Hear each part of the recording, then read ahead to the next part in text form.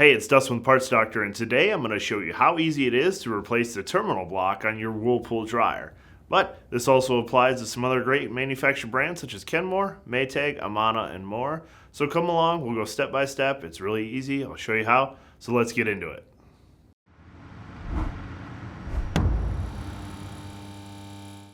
If you need to purchase a new terminal block for your Whirlpool dryer, you can check out our website, partsdoctor.com, where we offer fast shipping and only sell manufacturer-approved genuine replacement parts for all major appliance brands. The terminal block attaches to the back of the dryer and provides a secure place where the connection between the power supply cable and the dryer power terminals meet. If the terminal block breaks or becomes damaged because the connecting wires have become hot, it should be replaced. If either the dryer terminal wires or power supply wires become damaged due to a loose connection, they should be inspected and possibly replaced. If that has happened to your appliance, check out our videos on replacing the power supply cable and the terminal block wires. A loose power cord can cause damage to the terminal block and wires, and that's why a properly installed power cord strain relief is so important to protecting your dryer.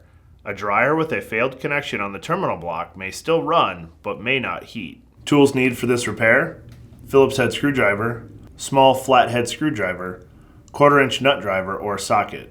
Before working on any appliance, please remember to disconnect it from the power. Before you move your dryer away from the wall, do not forget to disconnect the dryer vent hose on the rear of the machine.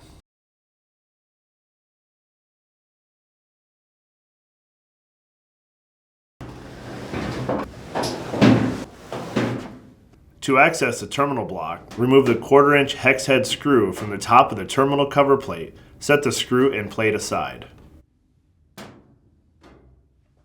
With the terminal plate removed, you can see where the power cord connects to the terminal block. For future reference, snap a photo of the terminal block for reassembly later.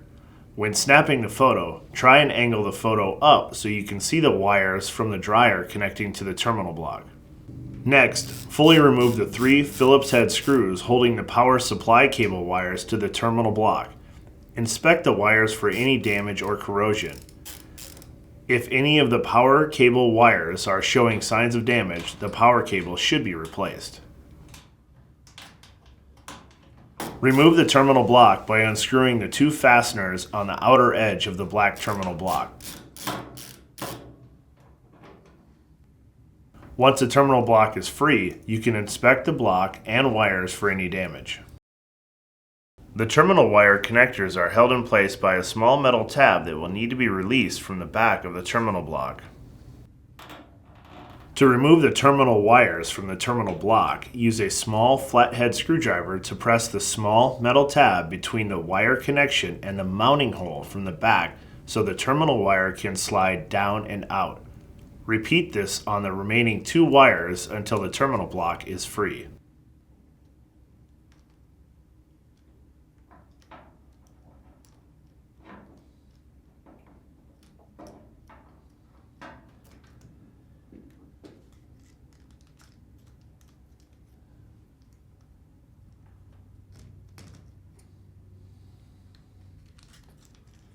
With the block removed, now is a great time to inspect all the connecting wires and terminals. If any of the wires running to the dryer are damaged, you'll need to purchase a new terminal block kit that includes both the terminal block and new terminal wires. You can watch our video showing how to fix damaged wires using the terminal block kit. If any of the wires or terminals on the power cord are damaged, the power cord should also be replaced. We have a link to a video on how to do that in the description below. In this video, we're only showing you how to replace the plastic terminal block, so if you need a new terminal block for your dryer, check out partsdoctor.com, where we only sell manufacturer-approved genuine replacement parts. Search using the model number from your dryer to be sure you're getting the correct part. Place the 3 square nuts in the terminal block and reinstall the terminal wires by placing the terminal connector in the bottom of the terminal block and slide the terminal wire and connector towards the top of the block until it clicks in.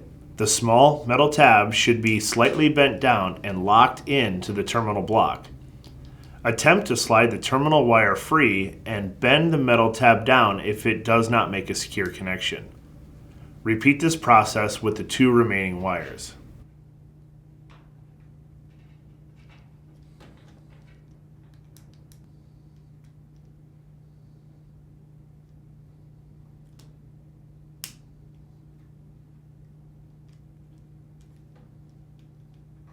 Use the two Phillips head screws to attach the terminal block to the metal tabs on the dryer cabinet and firmly tighten.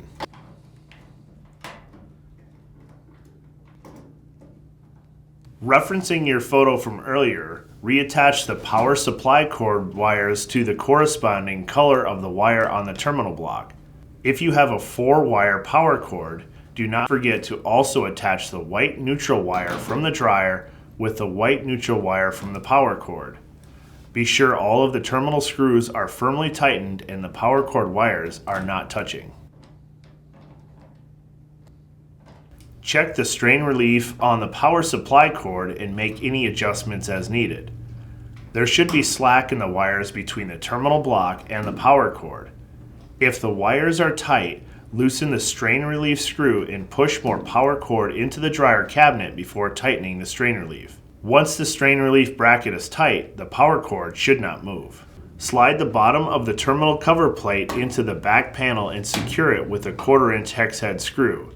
Reattach the exhaust vent and plug in your dryer. And that's all for today's video. And remember, with tight terminal connections and the proper cord strain relief, your dryer will run for years to come. Until next time, I'm Dustin Parts Doctor. Thanks for watching, and we'll see you later.